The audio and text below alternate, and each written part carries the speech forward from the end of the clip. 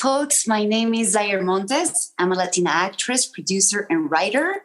You might know me for Rumba Love, that premiered last year in the Latin Heritage Month. And I'm currently working on an amazing movie called Dopamine. Zair Montes, welcome to the Make It podcast. Thank you. Thank you for having me. It is my distinct pleasure. And those two projects you mentioned, Rumba Love and Dopamine, I watched the trailer for both of them.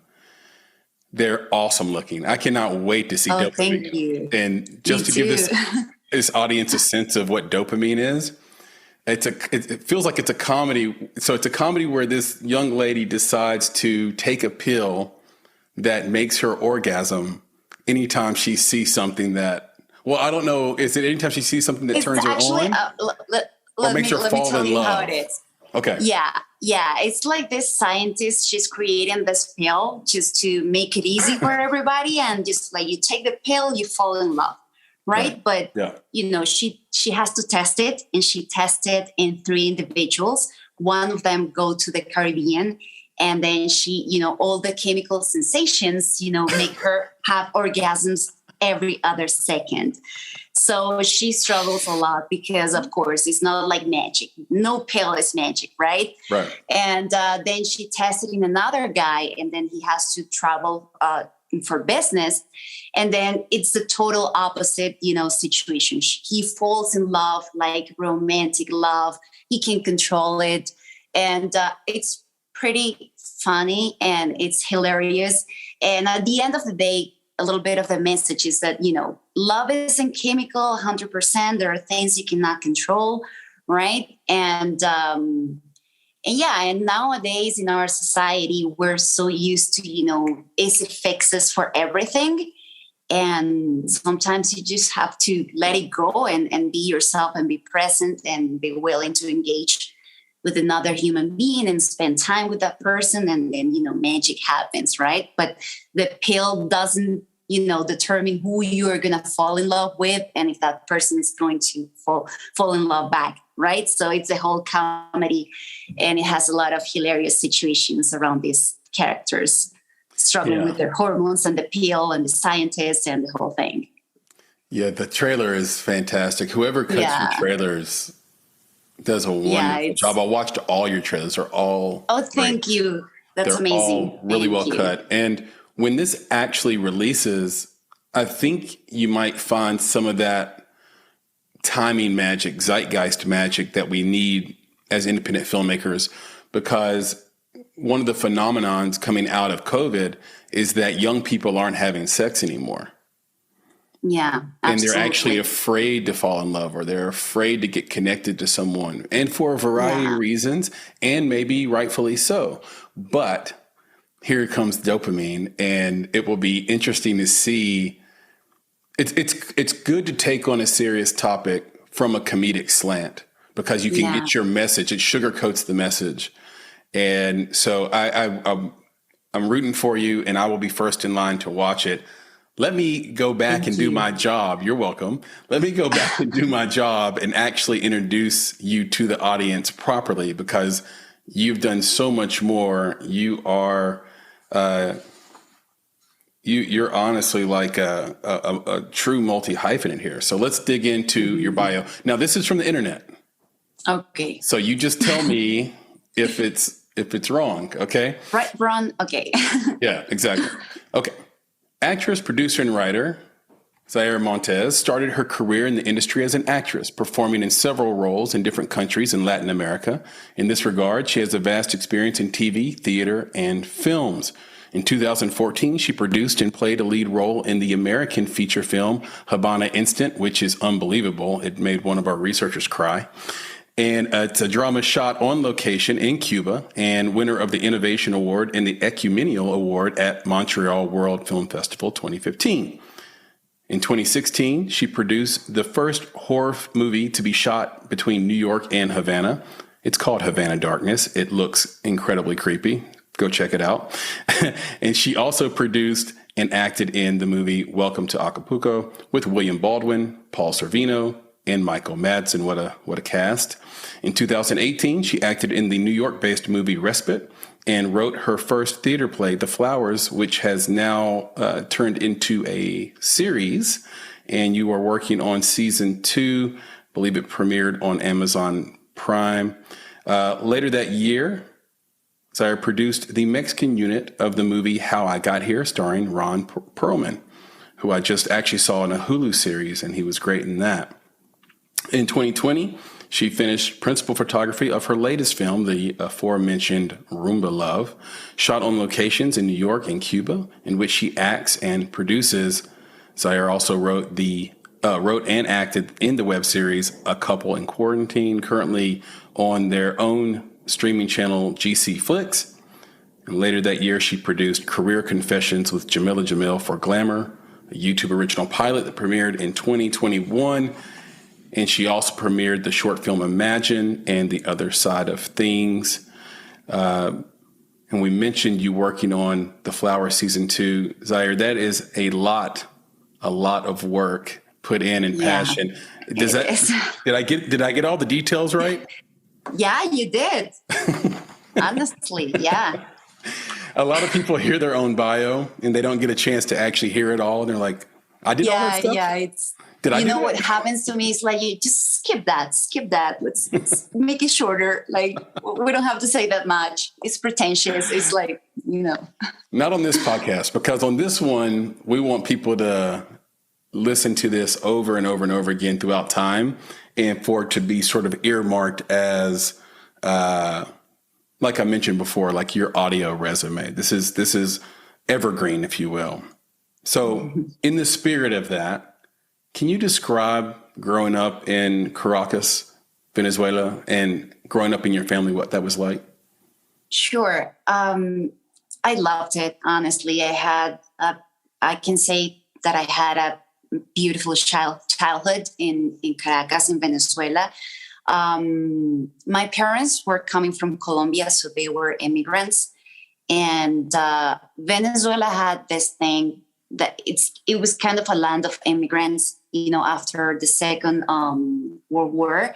A lot of people from Spain, Portuguese, Lebanon, Italy, went to live in Venezuela. So it was common to have like a huge, immigration population. So I can say that I grew up with, there was no many like racial things as, strong as or rooted as any other country. And I grew up with friends from Italy, France, Peru, Colombia. It was hard to find like people who were like only from Venezuela. Mm-hmm. So that was pretty nice and cool. I had a blast. I went to the university in Venezuela. I studied English translation and Portuguese at the time.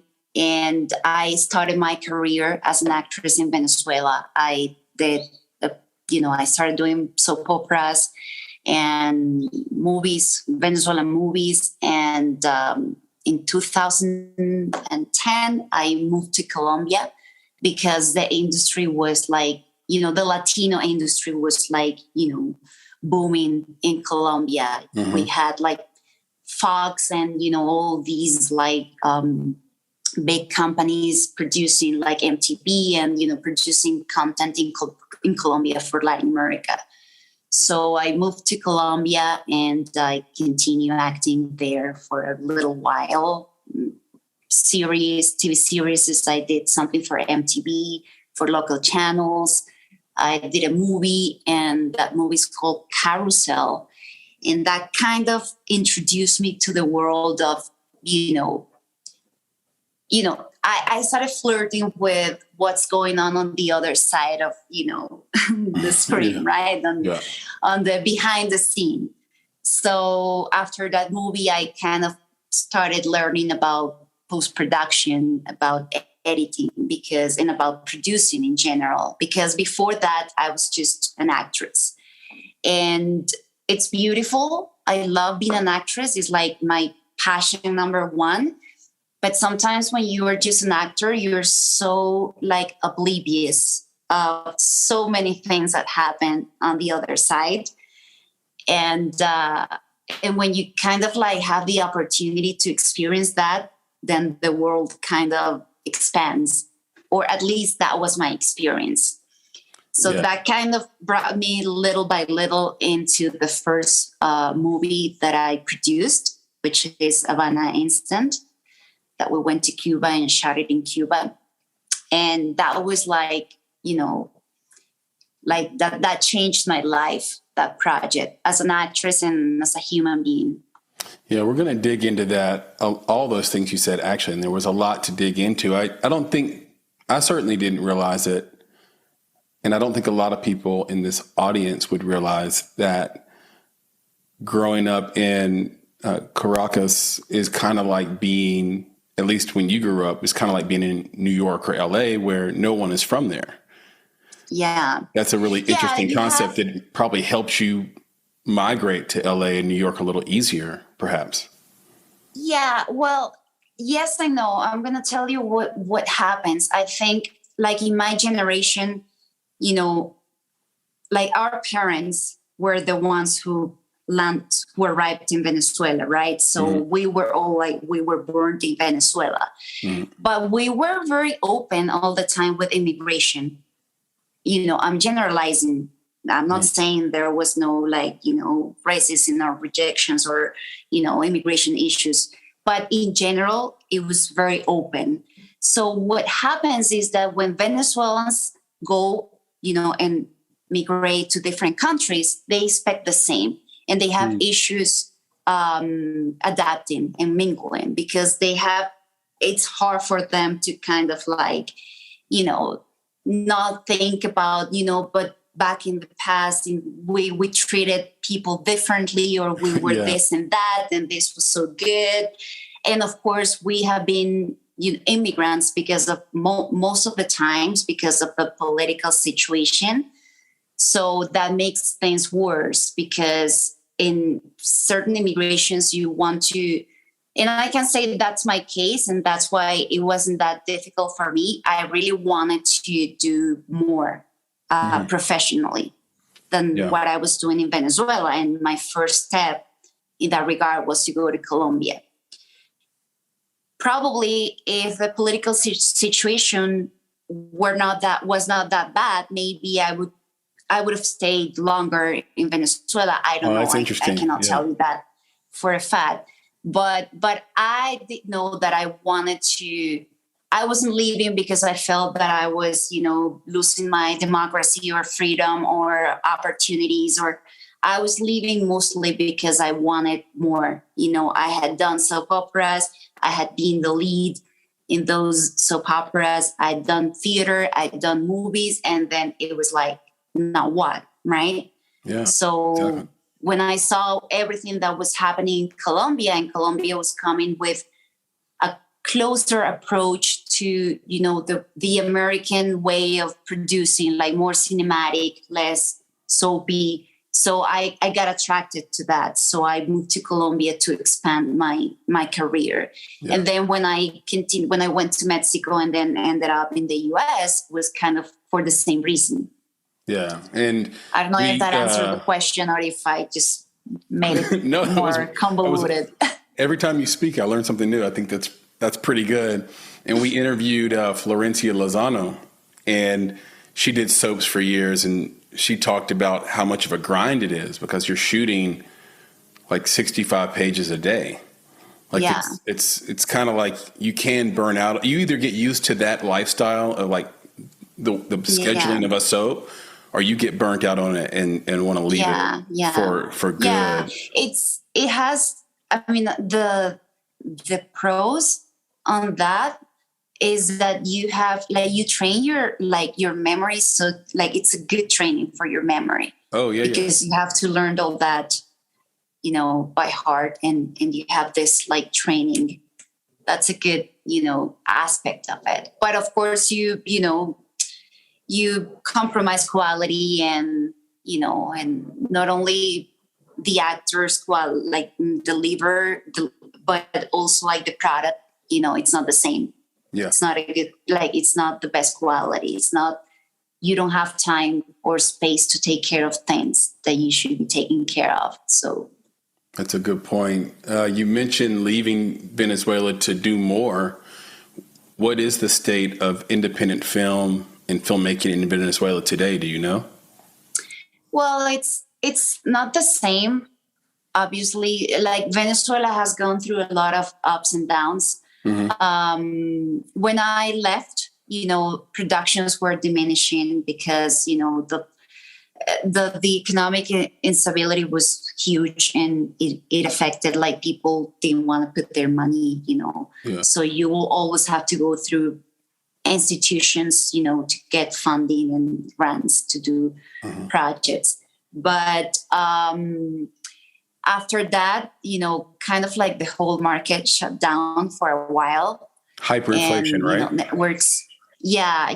And the insecurity and the networks were not capable of, keeping up with the inflation and, with the political instability. So it shut down for a while. Now I'm seeing more, like, people willing to go back, and there has been, like, a new, like, group of people who are doing independent movies. Yeah. and a lot of theater has, aside from the pandemic time, like, theater was, like, strong in Venezuela. Mm-hmm. And so I think people are finding the way to continue creating and doing. And there are a lot of talents, like good talents in Venezuela. And I see also many actors who are based in the US or Colombia or Mexico. They go back to Venezuela and shoot the movie and then come back. I haven't had the chance. I'd love to. But yeah, so you see a lot of that and a lot of aperture, and now even co-productions with other countries again. It's not ideal. It's not how it was before, everything started, going down the drain. But it's, people, there are a lot of people willing to, keep up and fight and do things. And I admire that. People who never left and who are just fighting to have, the normalcy that they deserve. And we'll circle back on this a little bit more as we go, but thank you for sharing that. It's a really important point as we go along in the conversation that we'll definitely circle back on. Was there a moment that you can remember growing up? Could be a moment of inspiration. It could be something you did. It could be something you saw. That moment where you knew, starting this day going forward, I'm going to live a creative life.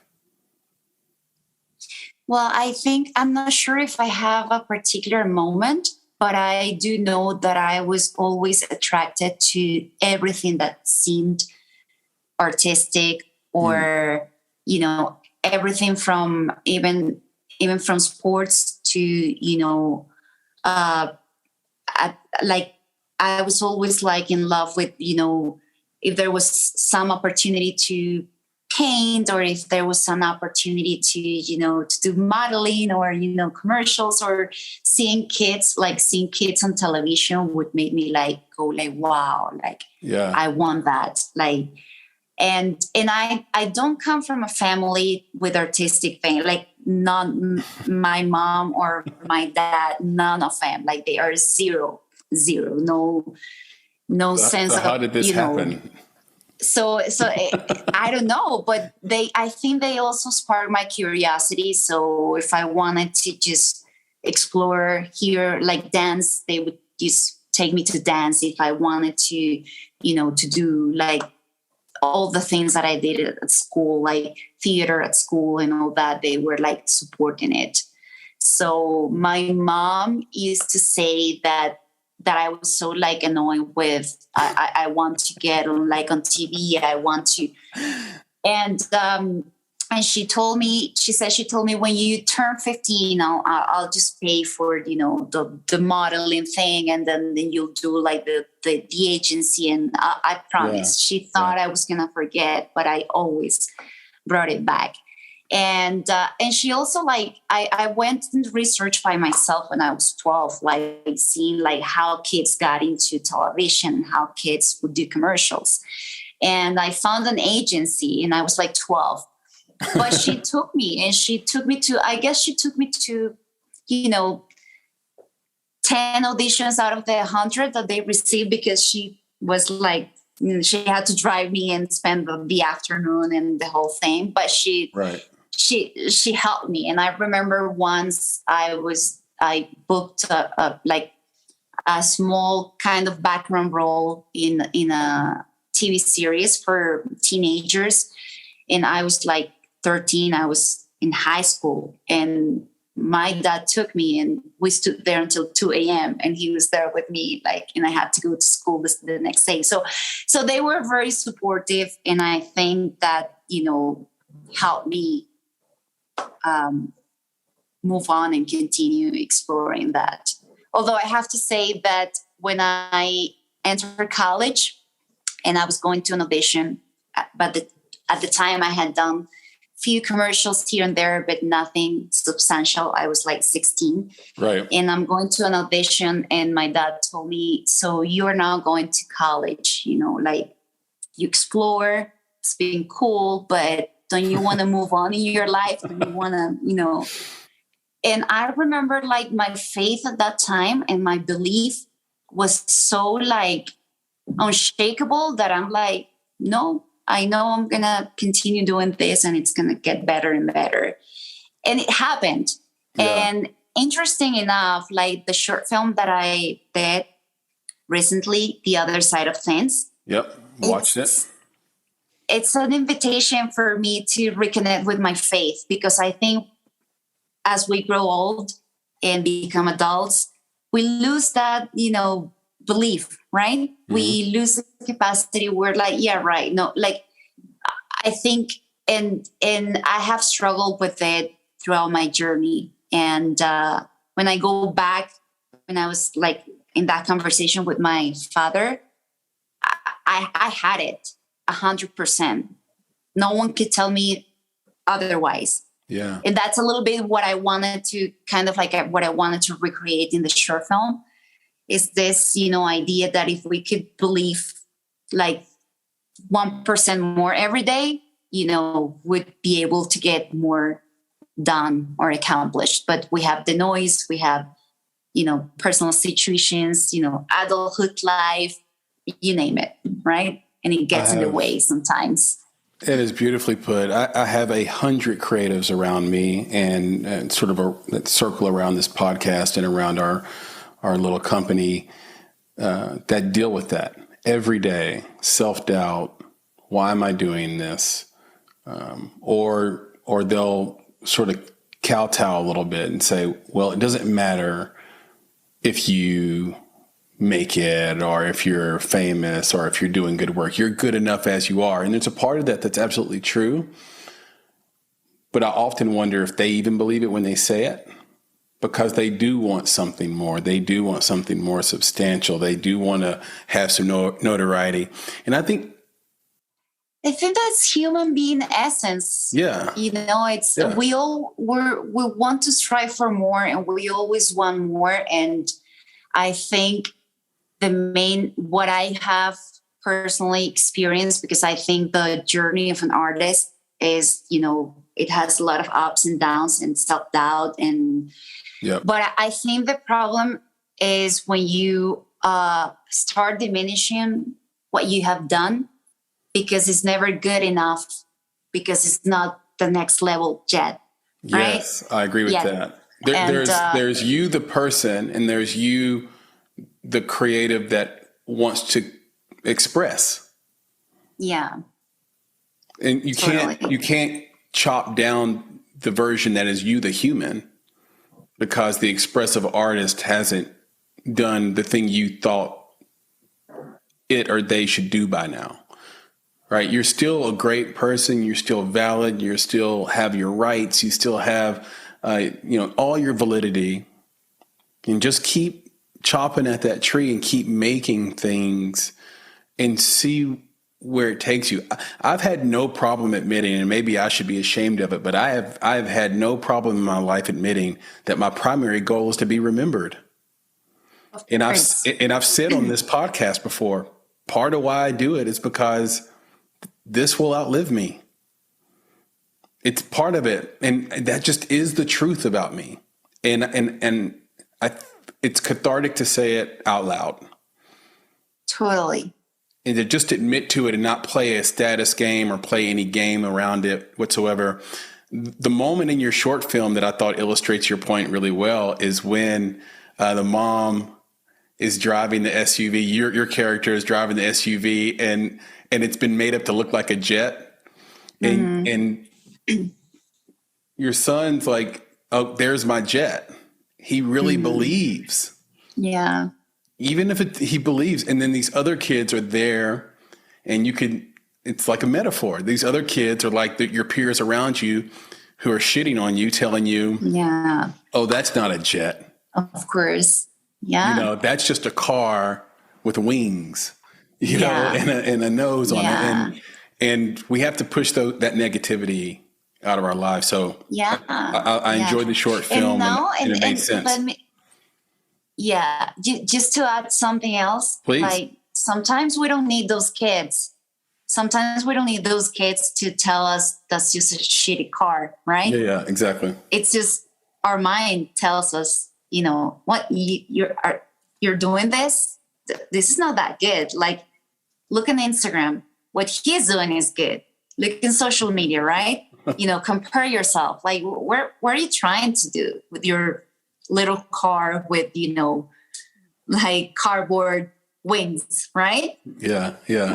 No, look at the real jet, right? So what do you think you are? And sometimes you don't, most of the time you have those kids around you telling you that, but many times it's your mind. Mm-hmm. You're telling that to yourself. Yeah. You're making it everything about you. And sometimes it's not about you. Right. Yeah. And it's a really good point. Comparison is hell. That's not my line. It's somebody else's line. I just can't remember who said it, but I've always hung on to it. And I find it to be very true, because once you start, especially on social media, because it's comparison at scale. And so it hurts that much more deeply. You mentioned your parents, but you're also close with your grandparents. I'm curious, your grandma's 95 now. Have you learned, what did she think about your research career? Yes. Yeah. We're known for that here on the Make It podcast. And we have to thank our research team for that. She's 95 years old. Has she given you any wisdom that you take with you in your career? What does she think about this career you've chosen? Being from a different generation, Yeah, I love my grandmother, and I have, this, I love, to spend time with, old people in general. I have, I find a lot of, wisdom in old people. And with my grandmother, she raised me as well, right? She was with me when my mom was studying and working sometimes. Yeah. So she's very influential in my life. But and I'm going to be super open. Please. She didn't have an easy life from the moment she was born. She was a widow with 6 kids when she was 20 years old, no money. She has lived a life of suffering, right? And the biggest lesson I'm learning from her is, believe it or not, is trying to disattach from this victim mode, this way of seeing all the negativity and not being able to see the positive. Because unfortunately, the loop that she has developed and created in her mind for over the years is that everything bad happens to her, is that she has never been able to be happy, is that, her daughters and husband did this, her, always like in that loop of negativity. And as she's 95 years old, she carries that with her, right? Mm-hmm. She's focusing on whatever is bad instead of, the fact that, she's alive, that she's in a house, Mm-hmm. in which she has love. So, of course, she's senile now a little bit. So that makes it worse. Right. But to me, it's like, it's like I see her and I see how she raised this family and how she raised me. And she was so like such a good mother to me, and how she would do everything for me. And she's amazing. And when she sees me, she's just like, she smiles and she's happy when I call her, when I FaceTime with her, or when she was in Colombia at some point, like a year ago, and she was in a bad situation, and I just took her and brought her to Venezuela with my mom. And like, so she's happy when she sees me. But I try to just show her like that happiness could be just those moments, right? But it's also like I'm learning, if I continue or if I keep with certain patterns, I might be that person when you're old that you're not, you focus on the negative. Yeah. Yeah. Does that make sense? Yeah. And she has had that, but she didn't know any better. She has been struggling with poverty, with, being a widow, no money, a lot of, difficult situations in her life. And when you're in survival mode, and that's it, like there's nothing or nobody who can just, take you out of that space on time. Right. Yeah. Yeah. So it's really true. I spent a little bit of time living in my white 4-door Honda Accord in the parking lot of a grocery store. And I could look on that time as a huge mistake, and maybe it was, and a failure, and my inability to stand on my own 2 feet as an adult. But I look back on it now as proof that I don't need all the trappings that I have to survive. Like, I have a pretty cushy life. My friends from my old neighborhood that I grew up in would call me soft today, but I don't mind it. And I'm able to have that positive outlook because I know I could go back and do that because I've done it already. Mm-hmm. I could go live in a car. I could be homeless. I could be around a bunch of negative people that aren't going anywhere and still thrive within that context. I've done that. I have that basis, and I choose to look at it that way. Like, hey, it's all good. Whereas if I hadn't have done that and somehow everything got taken away from me, if I hadn't had that past, oh my God, I'd probably fall apart. Yeah. I'd be on suicide watch, maybe, who knows, but not now. Yeah. I could go live in a cardboard box for a while. I honestly feel that way. Like I could do it. I wouldn't be happy, but I could do it. Yeah. But because you have found out that, eventually things are going to be okay. That's right. Right. Like when you have gone through that experience and you just know that you can, get out of it. Yeah. Like that fear is not in there anymore. Yeah. And you find out how to use your best skills. I've never really psychoanalyzed myself until this very moment, and thinking about like how I got out of that jam, because you brought it up, and I leaned heavily on my charisma and sort of my gift of gab. I was able to talk to people, and I talked my way into sleeping on someone's floor. Why their floor? Because the couch was already taken by another guy like me who was equally as charismatic and had the gift of gab. He was better than me because he got the couch. And and so, but hey, I'm ambitious. So I worked my way up from the floor to the couch in his apartment. And when that guy moved out, and that was all I needed. That was stability that allowed me to do some different things. I mean, it's amazing what you can accomplish if you can just get your baseline needs handled.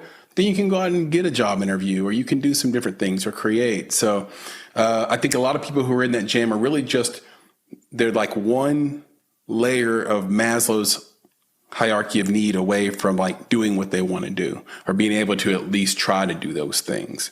I want to get into some of the film stuff, and this audience has come to know us for revealing and trying to unpack some of the ways that incredibly productive independent filmmakers like yourself and Guillermo, by the way, Ivan, have, how you've done it, those tools, and unpacking those tools and processes. So a lot of your storylines, you just mentioned the other side of things, they are painful storylines. They're impactful. Are they at all autobiographical? How do you, as a team, and your production company is Golden, am I pronouncing this right? Ceiba? Ceiba, Golden Ceiba Productions, and we'll talk about that in a second. How do you come up with your movie ideas? Well, honestly, it's been pretty organic. Havana Instant was particularly a story that Guillermo wanted to tell. Mm-hmm. He grew up in Cuba, and he grew up in that neighborhood where we shot the movie. Oh, and wow.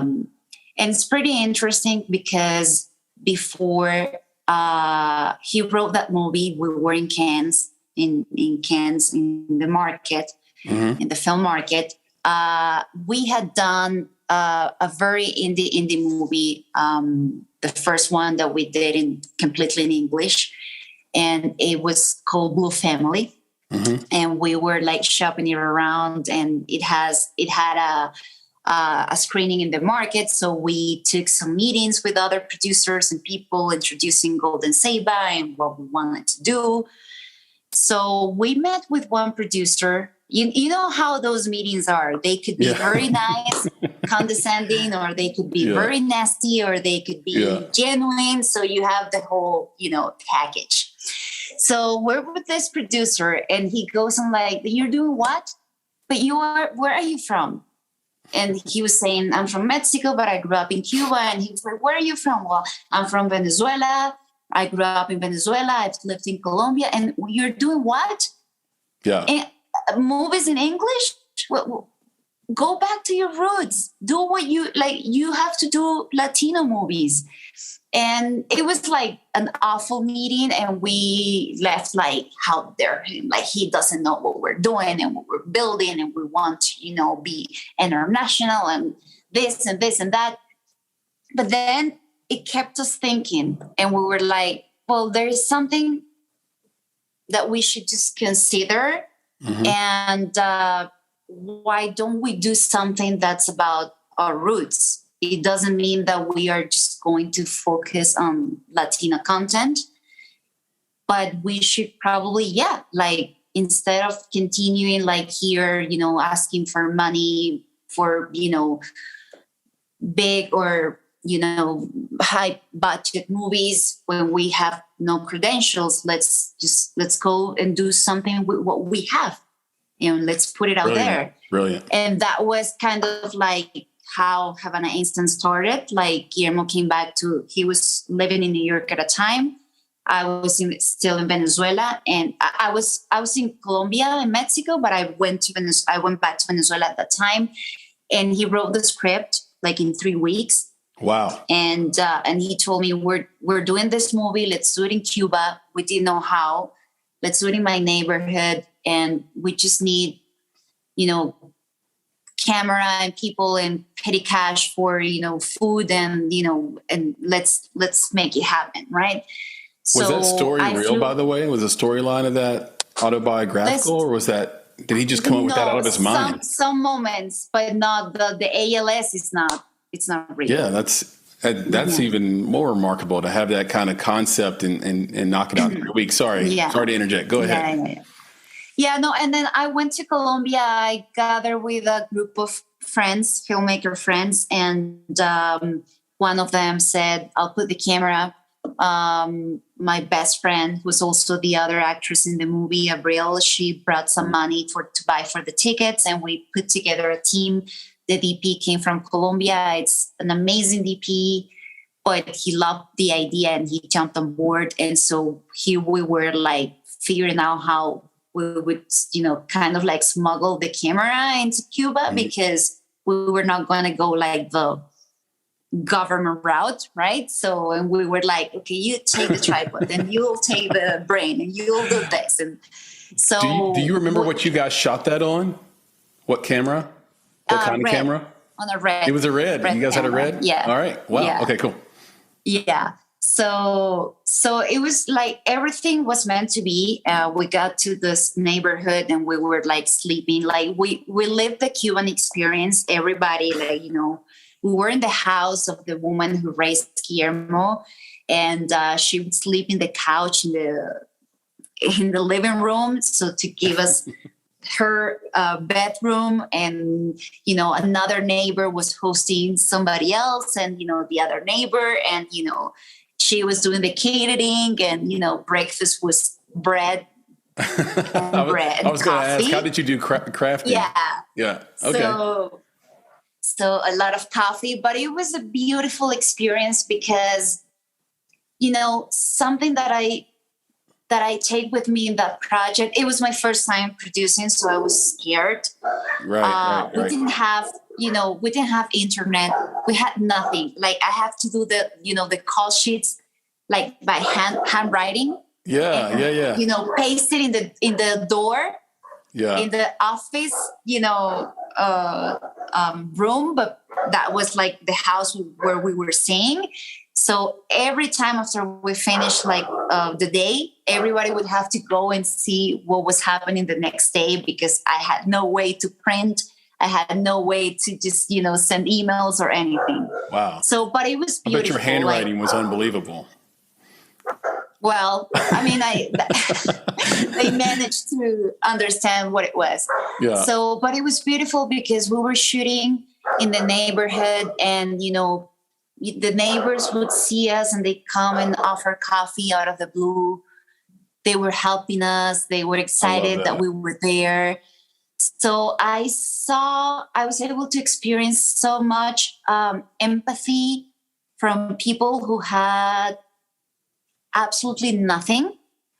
Yeah. And people who were even able to share and to split and, to give what they don't have, their little coffee, their room, their water. When we ran out of water in like some of the apartments were running out of water, they will like shower here and have some extra water, like the old school.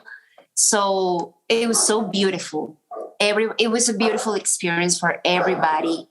And I think that's the magic of that project in particular. There's something about an indie set when everybody pitches in, especially the community. One of our feature films we did named Adult Interference, we had a similar situation. And this is a movie you can see all over the world. It's Kate Upton's last feature film. And meanwhile, we had one of the writers, Ted Welch, his mom making the food, amazing food, by the way, for the whole crafty. So we had no crafty expense. In another one of our movies, another version of You, it was done in sort of the artsy part of one. Well, part of it was shot in the artsy part of Nashville. It was also shot in Iceland and in France. And when we were in Nashville, all these coffee shops, all the little local businesses, they came and pitched in, helped us out. We got locations for free. And that's just like the true indie way. That's incredible. That's beautiful. I will circle back. I want to see your Cuba. Movies. Oh, please. I'll send you some links. Please. And by the way, when I saw Abril dancing with Christopher in Havana Instant, a song came to mind. I'm going to send you that song as well. That I thought, oh, what if this were the score? You can send it to her. I think she might get a kick out of it. I do want to just circle back to the name again, Golden Ceiba Productions. So for the audience, this is spelled Ceiba, and it's a tree in the Mayan culture that has a special meaning. So I'm curious, my company is also named after a tree, and there's a reason why. So, Bonsai Creative. Why did you name your company after a tree? What does the Ceiba tree mean to you and Guillermo? Well, two things. For Guillermo, in the more personal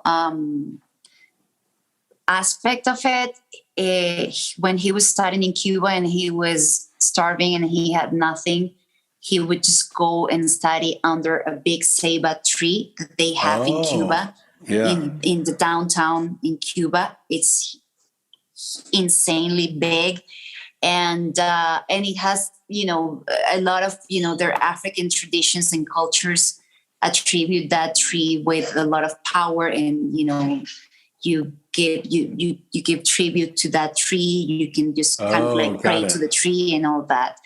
But but that tree in many cultures in Latin America, including the Mayan, is like the connection between earth and heaven, right? Okay, yeah. And the place that shelters, living species. So we found that was kind of like sort of what we wanted to do, to create a big family and to be creative with friends, and that we can shelter, and that we can just, like the branches in the tree, create something that connects, above and beyond. It's very beautiful. And now that I come to think of it, I want to say Darren Aronofsky, who is my favorite director, he had a movie called The Fountain, and it featured a tree, and I think it was a ceiba tree. I will go back and check that out. I think that was the fountain of youth, or the eternal life, tree of life, basically. Yeah, is what it was. Yeah. So I'm going to go check that out. Thank you so much for giving me that background. Guillermo grew up in Cuba. I didn't know that until you told me. I don't know how many filmmakers come out of Cuba. My guess would be that not many. Feel free to correct me. I'm curious what his ambition and talent has meant to the community in Cuba. Do you know? Yeah, well, again, the way when we have been back to Cuba, and especially shooting movies, like there is this spirit of, the community is proud, right? It's proud of him. And I think he's very, like, they loved him so much in there because he's not Cuban, he's Mexican. Right. And he was an actor kid in Mexico, because he does come from a family of filmmakers and artists. So he has that in his blood. So when he was here, he was into sports here. Then his best friend passed away because of one of the movies he had done as a hobby. He got a scholarship in Cuba. So he went to Cuba, and he took it because his best friend had passed away and he couldn't go back to sports. So he goes to Cuba and he takes a scholarship, but he needed to do to finish high school. So he finished high school in Cuba, and then he did the whole career in Cuba. But he was not in a good economic situation. His family, he goes there and he gets robbed. So he was raised like a Cuban kid. And this amazing woman, she just took him under his wings. She was a single mother with 2 kids. And she said, I'll feed you. You'll have a roof. Amazing. And you came here to study, and you're going to study, right? Yeah. So he has that sense of, giving back to that community, because, to this day, she's his mom. Yeah. And he goes back to Cuba, and he never, every time he can, he brings a project, and then he gives them work, because it's a very, very, it's a poor community. It's they struggle with a lot of, scarcity and necessity. So when we go, and it's we teach you how to do certain things, we employ you, we, give you salary, and it's the way to contribute back to everything that, they did as a community for him, and how he I mean, like teenager years are like the years that could affect your, you know, who you are or who you become as an adult. And he spent those years in Cuba. So he's like as Cuban as he could be Mexican. Got it. Yeah, it's a beautiful story. And Yeah. I'm curious for you to tell me the trick, the secret of getting an American-made movie out of Cuba. Havana Instant was the first movie in 50 years to do this. Yeah. It's no little feat. I think I have a sense after that story as to how you were able to do it. Yeah. Are there any tricks for filmmakers who didn't grow up the way Guillermo grew up to shoot in Cuba and actually get their film out of there? Now it's more open in that regard. You can always go like the Avengers route and, give the government a lot of money and just, get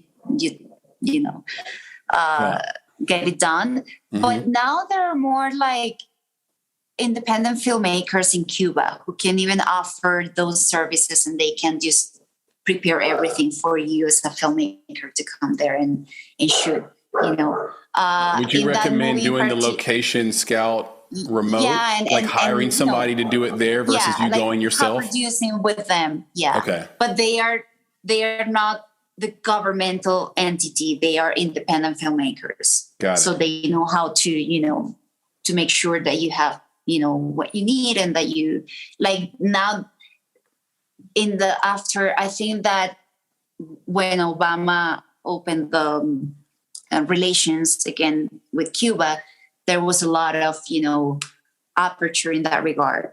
Got it. Yeah. I don't know how it is now. Honestly, after the pandemic, things have gotten really rough in Cuba. But yeah, I mean, I know that there were filmmaking companies that, like the last time we went to shoot Rumba Love, we had to do a pickup, the year before we premiere. We had to do pickups in Cuba, and in this time we didn't go the route of smuggling the camera and just getting into trouble. We rented the camera from a film production company, an independent one in Cuba. Okay. And so they help us find locations. And so it was, it was way easier. And of course you're not, I mean, your scripts cannot obviously be against, the government, political, communism, and our stories are nothing of the sort. So that's also something to take into consideration if you want to just, talk, speak bad about the communism and the whole thing, and then just try to do something, then it's not going to be possible. Right. You don't film Hunt for Red October in Russia. Yeah. And something else we did with our first movie is we didn't bring any American crew, because also it was hard, for Americans couldn't just, get in. After Obama, we were doing Havana Darkness, and we arrived 2 weeks after Obama went to Cuba, and they opened the embassy and the whole thing. And we had an amazing story with our first assistant director. Yeah. He's this, 70 years old, red, big guy, American. And he's amazing. He's a great stunt coordinator. He's done a lot of Hollywood movies and the whole thing. And so he was scared, but he wanted to go. So we took him to Cuba. He had a blast. Last day, we wrap. Everything's great. And we go to just hang out and show Cuba to everybody, because we didn't have the chance before. And we show them all the experience, from taking the guagua and, public transportation and, the whole thing. On our way back, we're taking the guagua, and it's like rush hour, and it's like Now, this. What is a guagua? It's like a bus, like the bus. Okay, got it. Okay. The public transportation, with 100 people inside, right? Yeah. So we're getting back in the bus, and we say, just careful with your pockets. No problem. We get in. 5 minutes later, he starts, I don't have my passport. I don't have my passport. We stopped the Wawa. Like, people were like, we don't have your passport, move on, blah, blah. So we arrived home, and we were supposed to take, to get out of Cuba the next day, but he lost his American passport in Cuba. Oh my gosh. So we were into this crisis. He was like into this crisis. And the only thing we could do was like, take him to the embassy, right? The American embassy that was just opened 2 weeks ago. But there was a lot of confusion. We didn't know what to expect. So they went to the embassy. They let him in, of course, only him, not Guillermo, not me. Right. And he stood there like for 3-4 hours. And then he comes back and he says, well, I'm done. I have a passport.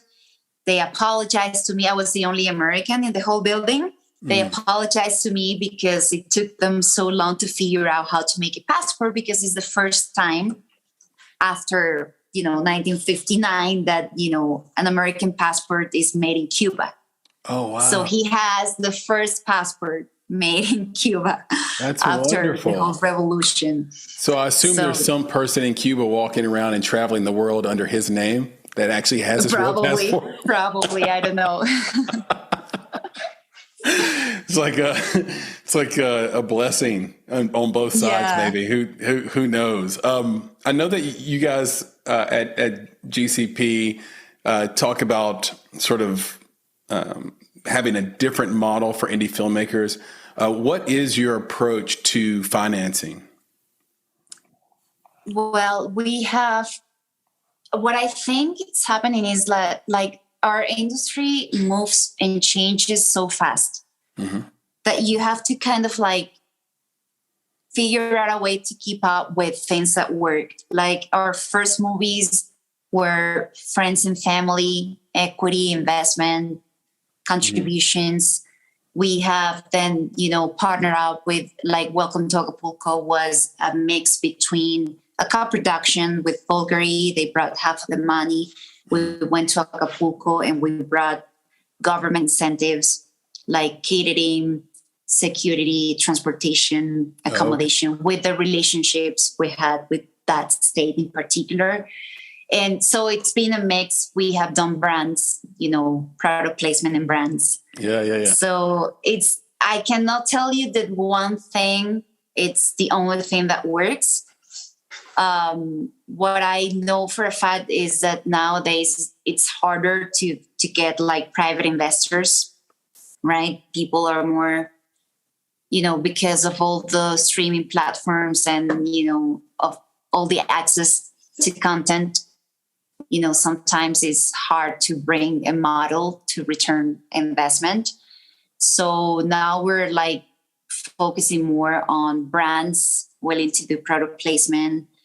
I know we haven't gotten there yet, but I know a lot of people are using NFT as a way to invest and to raise money. And of course, going to the States, like if it's in the US, like with tax rebates, always helps a lot. And a little bit of everything. It's like what seems to be working for even crowdfunding for certain projects. But I think it's just like you have to be like the water, like Bruce Lee says. Like Bruce Lee, one of our favorite quotes.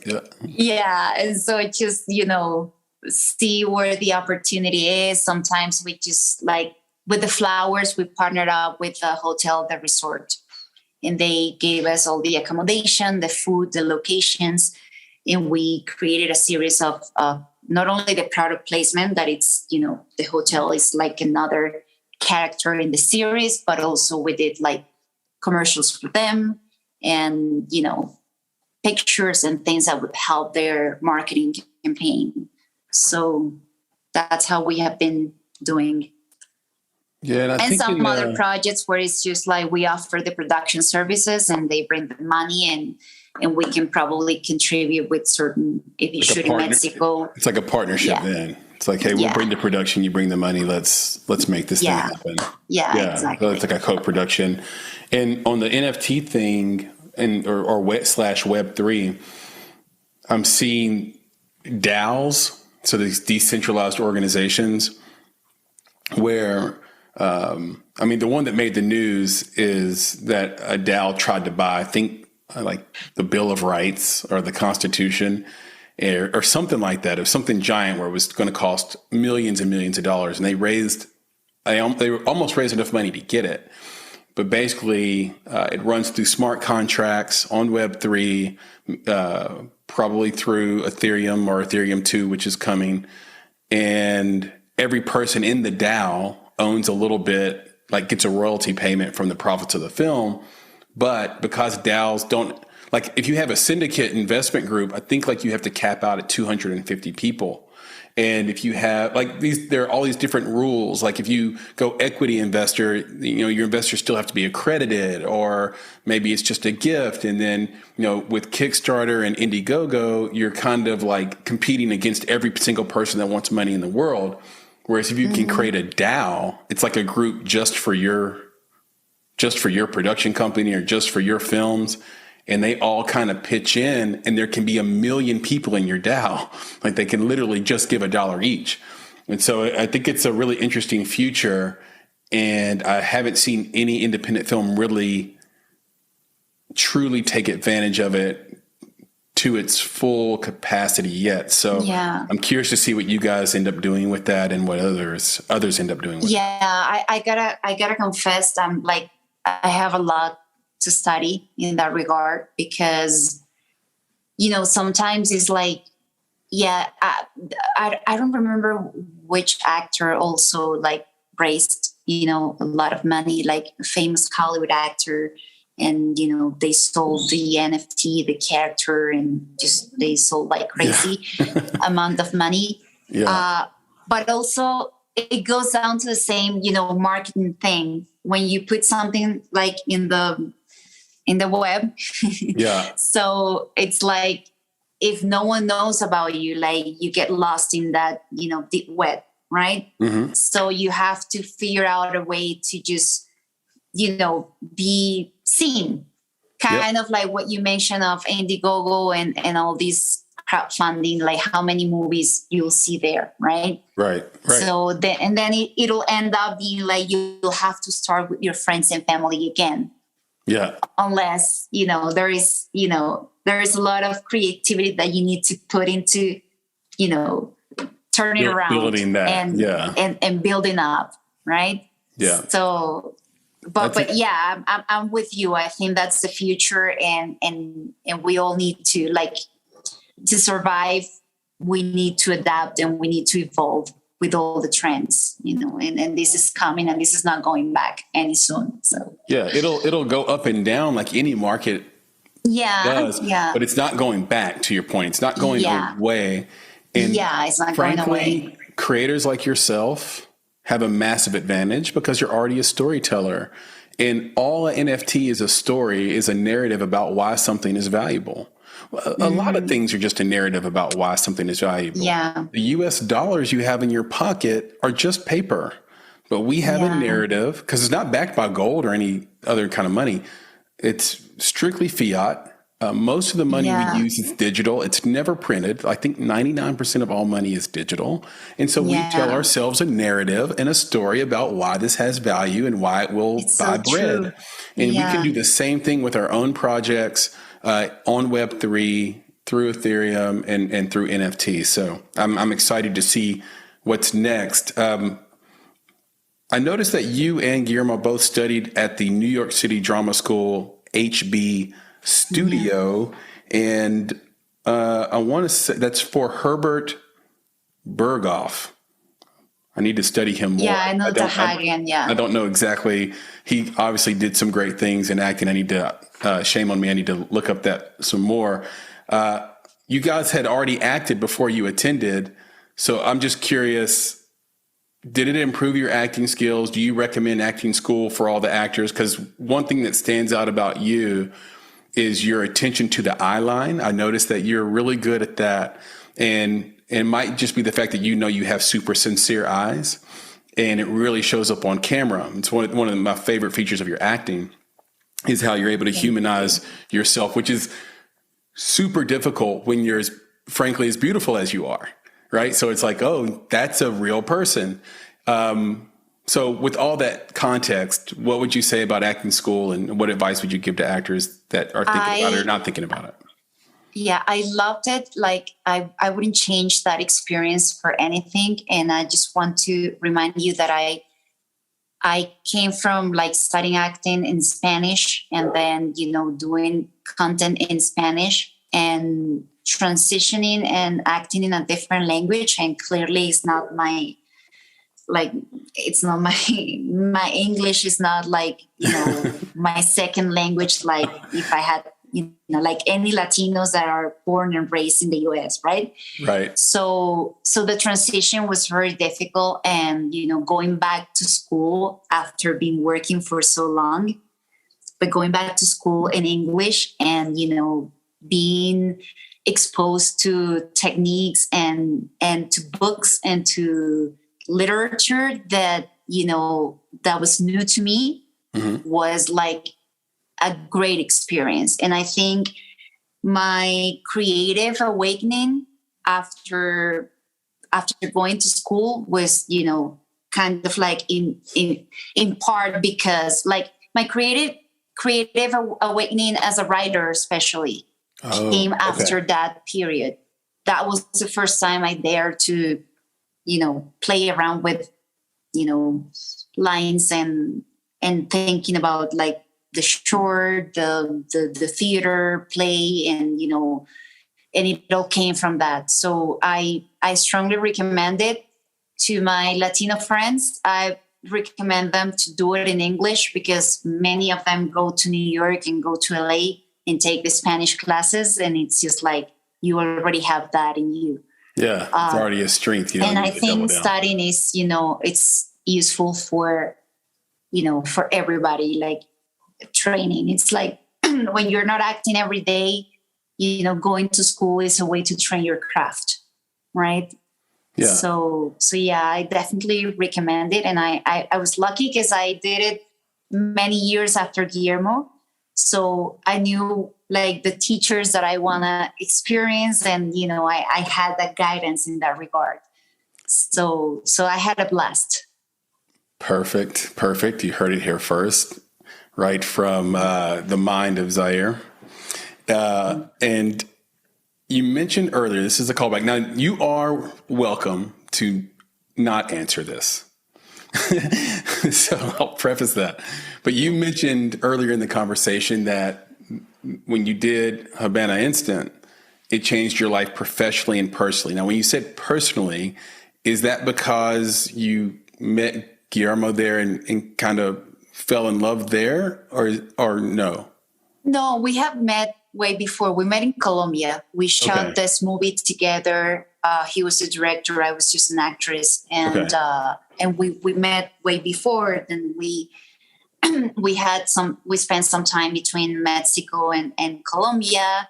And we did this movie, the first one that I told you, Blue Family, that we took to Cannes. Yeah. And so we've been together in Cuba. To me, what I meant by it changed my life personally and professionally is because one thing that I already told you, like seeing the human kindness in that people in that community that had nothing and still they were willing to share and give, was heartbreaking for me.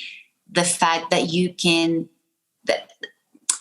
it challenged me as a producer that I hadn't been before.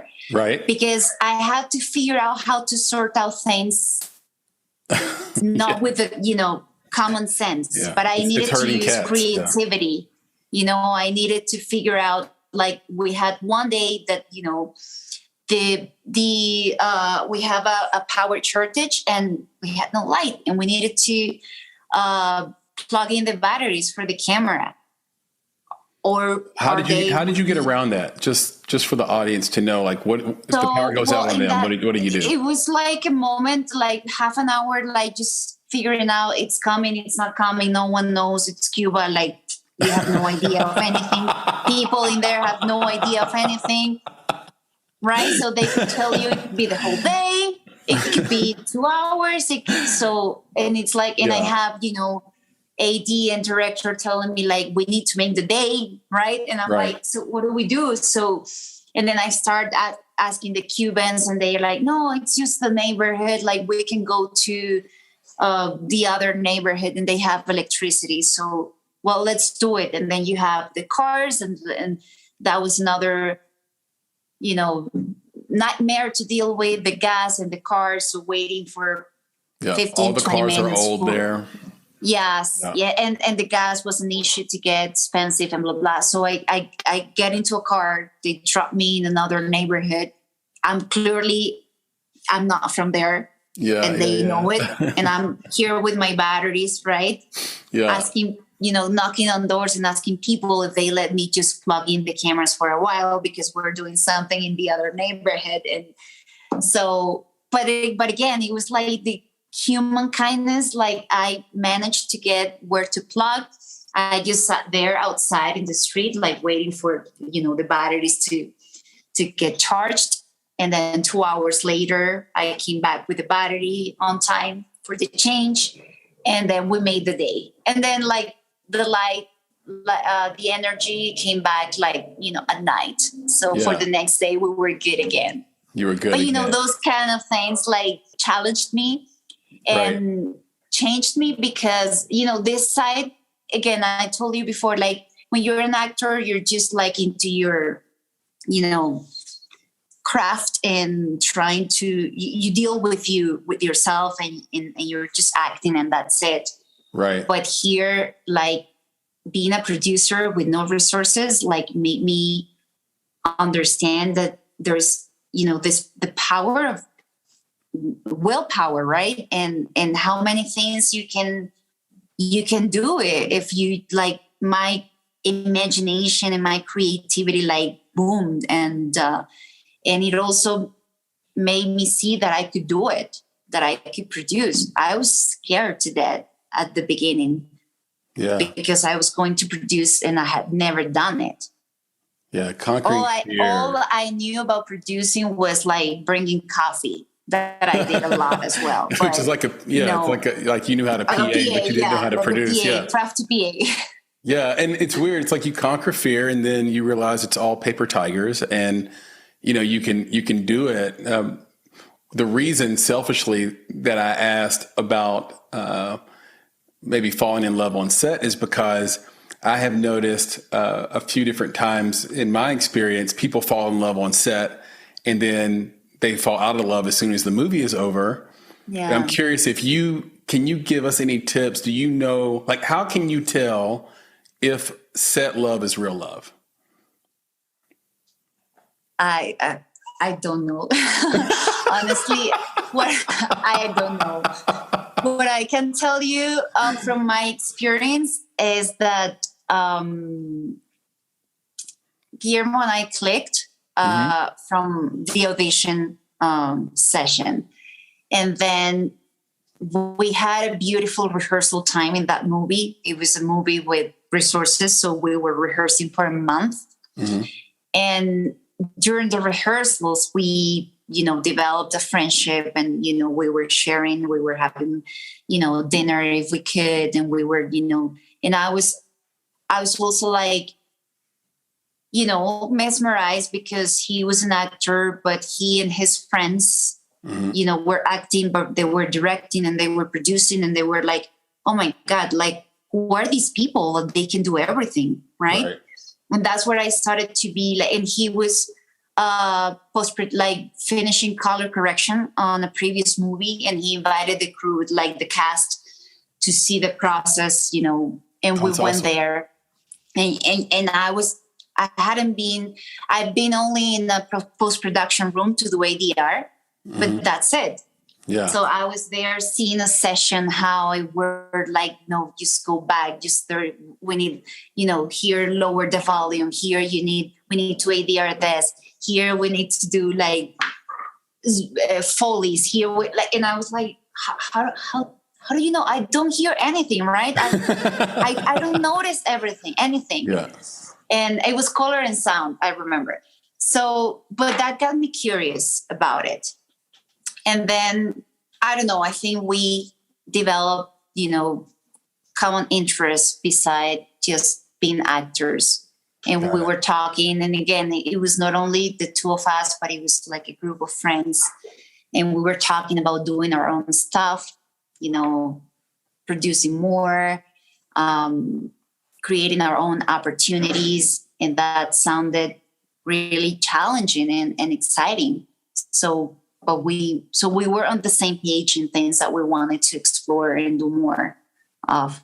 So the rest is but history. I think all I said doesn't answer your question. I know that. I don't know how to. I think time will tell you. Time. Yeah. Yeah. Time and take a chance and be willing to be let down Explore. With grace. Yeah. Yeah. That's actually something I think is kind of missing when I go out and look at how relationships play out in the world or on social media in particular. It's like everyone's so cynical. It's like who told you every single thing you get involved in was going to be perfect and work out for you? Who gave you that expectation? Yeah. Maybe it was your boomer mother or something. I don't know, but it's not the real world at all. It's not. And things can go bad. And that's okay. You just move forward with grace. But I think it's also, it's the society. I think it comes from it's what's expected from us. Like you go to a job and you're not, they don't expect you to fail. Yeah. If you fail, you get fired. Everything the others expect from us is to be perfect. And then there is no space for mistakes. And I'm telling you, producing this first movie, I made a lot of mistakes, right? That's the only way to learn. I keep making mistakes. We have a series on the podcast called Mistakes in the Making, and we would love for you to do one. And it's all about things there's no way you could learn it in film school or acting school. You just have to experience those mistakes. They're 3 to 5 minutes long, and they've been so popular that we just are flooded with requests to do them now from different creatives that we've interviewed. Because the other cool thing about what Guillermo did is that I think a lot of creatives are like that. They're like, hey, we're doing this. You guys should come see the session. You guys should see what it's like, get the experience, as long as you're within the circle of trust. Like, hey, come in. I'll share my skill set, my experience with you. And I think that's what's happening with this podcast and with Mistakes in the Making, that series that we do. There's a hunger to share. In that spirit, what are the 2 best pieces of advice you've received in your career, and who did they come from? Well, the first one would be, don't wait until you're ready, because you'll never be ready. Let me study a lot. Let me wait until I have a better English. Let me wait until I study more production. Yeah. Let me shadow so many directors to direct the first thing. And then you have 10, 20, 30 years and you have done nothing because you're waiting that, specific moment when you feel you're ready. Yeah. You're never ready. So to me, it's the earlier you can start jumping on things and making those mistakes, the earlier you're going to learn, right? I love it. I think that's the most important one. And the other one would be just kill the mind. Don't think that much, I love that as well. That's that's almost like a succinct way of saying number 1, or maybe you say number 2 first, kill the mind, then just go for it. Yeah. Makes sense. I love both of those. It's an actor's you have, as an actor, you have to kill the mind when you're on set, because if you're thinking, then you're not connecting, right? And it's so hard, to kill the mind sometimes. Oh, especially if you see the director didn't smile back, and then he didn't like it. I'm not doing it well, or whatever, and that's it. Yeah, it's over. For your creativity and for your craft. So, but it applies to everything, to producing or to any creative endeavor. Yeah, all you have to do to test that is to meditate. So I had my meditation session that I do. I did it yesterday, and this one was for 30 minutes. And for the first 20 minutes, it was all monkey mind. Yeah. I thought of money. I thought of my to-do list. Yeah. I'm supposed to be silent and relaxed. I'm supposed to be kind of saying my mantra over and over again. And I'm saying that it's almost like counting sheep. I'm saying it, but in between that is, you better do this. You better not forget to do that. Yeah. Oh, you're hungry. Oh, you're on a diet though. And then it's like, and then you think about sex, and then you think about this. It's like you're thinking about all the like primordial kind of bullshit that clogs your brain. And then for the last 10 minutes, I hit it, and it was like, oh, I was totally clear. So clear, I almost felt like I was floating. I almost fell asleep. And so that 10 minutes of clarity was great, but that 20 minutes just shows you that is what you're thinking about even when you're not being quiet. Mm-hmm. And just the fact that you were quiet, now it became magnified and elevated, and you're like, wow, this is my brain. My brain is on nonstop. I need to kill that and flatten my ego and do all these other things so that I can make a pathway for that creative or what, one of my music mentors told me, letting God in the room, so to speak. You talked about the skill of acting. If you had 1 month to teach a brand new actor or actress how to get prepared for a role, what would be the first 3 things you'd teach them?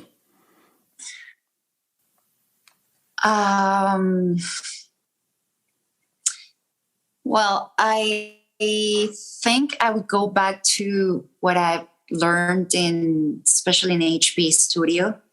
Mm-hmm. And the first thing would be, know your previous circumstance, know everything you can about your role, and know your physicality. There are amazing exercises about physicality, which are like, it's difficult to just like, when you see an actor, right, and he has to talk and he has to cook at the same time, that's one of the most difficult things to do, like when you're, training, because you cannot like, do both at a time. You're focused on the lines, on the intention, and this is not organic. Right. So there are so many amazing exercises in that regard, just to combine both of them. And it's the more you know your character and the previous circumstances and the objective, what you want from the scene, and have the intention of sending an action with every single line, as we do in real life.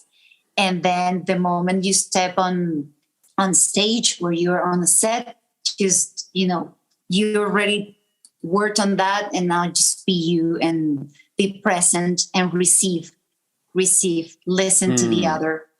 Many times we as actors make the mistake of, waiting for their line to finish to tell our lines, and have a preconception of how we want it to sound, or what emotion we want to endow in this particular moment.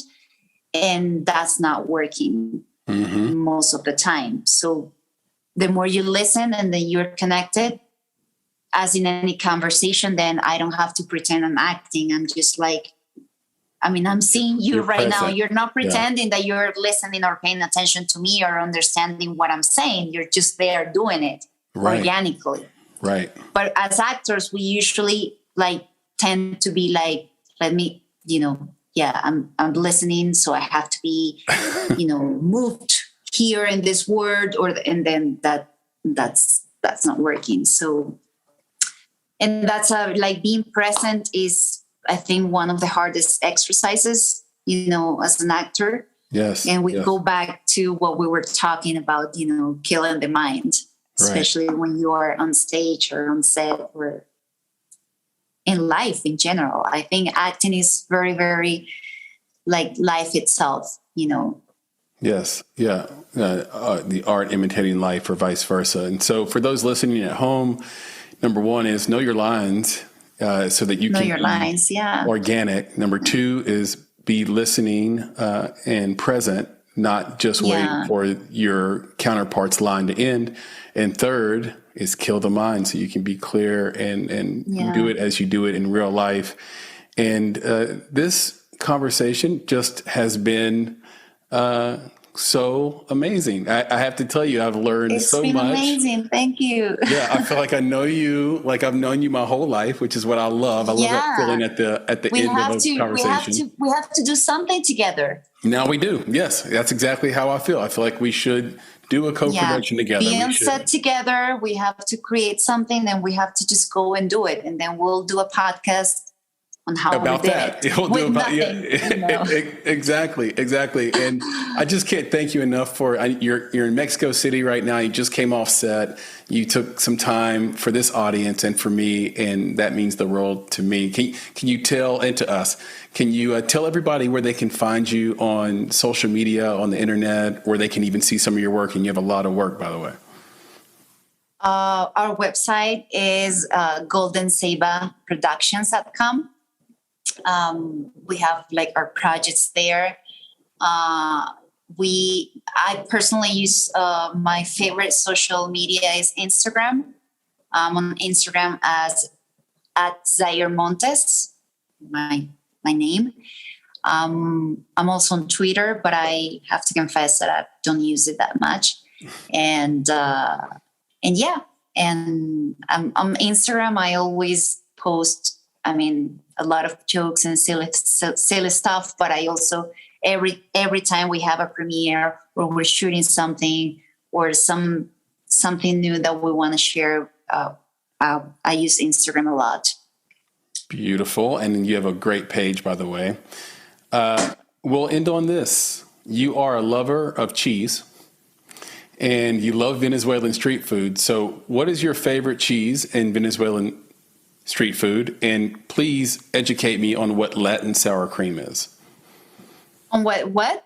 Latin sour cream is. Well, first of all, cheese.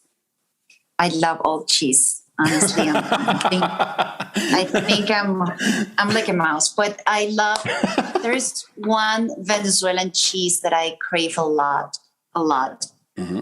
It's called queso de mano. It's kind of like hand cheese. Yeah. It's like the type of fresh cheese. Maybe I'm going to do a research. If I find that any Venezuelan place in Tennessee where you can get it, I'll figure out so you can try it. It's hard to explain, but it's a fresh cheese and it's very particular. It's good to feel arepas. I don't know if I love arepas. Talking about like Venezuelan street food. Yeah. Arepas are like my favorite. Like I have them for breakfast a lot. Mm-hmm. I love them. They're so good. Have you tried? Yeah, I've had an arepa. I've had a lot of those. Yeah. I love them. Yeah. Okay. Big fan. So we have that in common for sure. Yeah. Okay. Good. But I'm sure they're like a ton better in Venezuela. I don't think I've had like the real deal because I've had them here and just like around the United States. Yeah. I do remember going to Guatemala and I was getting some street tacos in Guatemala and I noticed that they were like using this white powder to pat out their tortilla and it was so delicious looking. And I asked one of the ladies, I said, "So what is that powder?" And she's like, "Oh, chalk." I said, "Like cooking chalk? Like you mean like flour?" She goes, "No, chalk." And I was like, "Oh my God, I've been eating chalk." They use I guess it doesn't get anybody sick. It didn't get me sick, but they're using chalk like from the chalkboard. Oh, wow. Yeah. To pat out their tortillas and cook them on the. Yeah. I didn't know that could work. And I hear you. There is something about tortillas and tacos in particular, like something happens, like even if it's the same Mexican who does it here and then he goes to the States and then everything changes. I don't know. I think it has to do with the water, the flour, I don't know. But like also every time now that I'm in Mexico City, I'm like taking advantage of all getting street all the food, tacos and stuff. Burritos and, the real deal.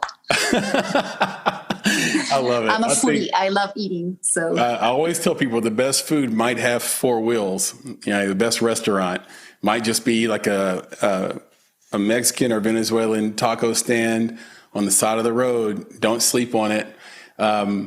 Because, hey, I mean, they small shop, they get to focus on a couple of things they're really, really great at. Like they're great at tortas, they're great at arepas, they're great at tacos. That's all they do. And boom, that's a good situation for you. So, and this has been a great situation for us. Everyone listening, do go out and watch her films. You can find them all over the internet. I know I watched Havana Instant, which was a great independent film. Guys, you can learn from watching this movie. This movie was made in Cuba, and it was made by the skin of their teeth. And you won't believe what you see on the screen. The performances are amazing. And I watched it on Tubi. There are other places you can watch it. Her new film, Rumba Love, is out. The Flowers 2 TV series coming, season 2 on Amazon Prime. Is that right? Yes. Boom. That's going to be incredible. And I cannot wait for the release of Dopamine. The trailer is absolutely hilarious. And you can see that on her website at GoldenCeibaProductions.com. Zair, I love this conversation. And I hope that we get to do a round 2. And in the meantime, keep killing it out there and doing a great thing for everybody. Thank you. And thank you for all the work you did, all the research, and I'm impressed, and I really, really, really enjoyed this time. And thank you. And I'm here, and I mean it. I mean, we should do things together, and we should just, do more and more and connect more. Consider it done. Talk to you soon. Bye. Bye. Be good.